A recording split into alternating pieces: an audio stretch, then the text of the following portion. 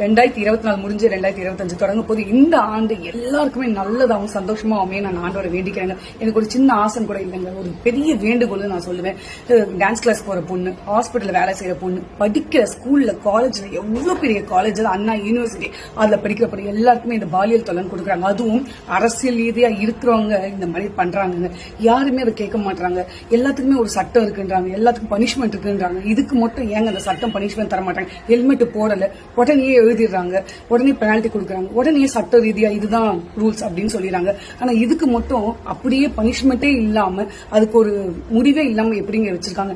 எல்லாருமே பேசுறாங்க, நான் இல்லைன்னு சொல்லலாம். ஆனா அந்த அன்னைக்கு கண்டென்ட்டுக்காக பேசுறாங்க, அதுக்கப்புறம் அதை தொடரவே மாட்டாங்க. ஒவ்வொரு பொன் பிள்ளைங்க பெற்றவங்களுக்கு தாய் தகப்பனுக்கு மட்டும் தாங்க அந்த வழி தெரியும். அது ஈஸியா கடந்து போயிட முடியாது, படிச்சோம் பார்த்தோம் போயிட முடியாதுங்க. இதுக்கு ஒரு முடிவு வரணும். இந்த 2025க்கு இதுக்கு ஒரு முடிவு வரணுங்க. இது எனக்கு ஒரு வேண்டுகோளா வச்சுக்கிறேன், ஆண்டவன் கிட்ட பிரார்த்தனையா நான் வச்சுக்கிறேங்க. இதுதாங்க என்னுடைய பெரிய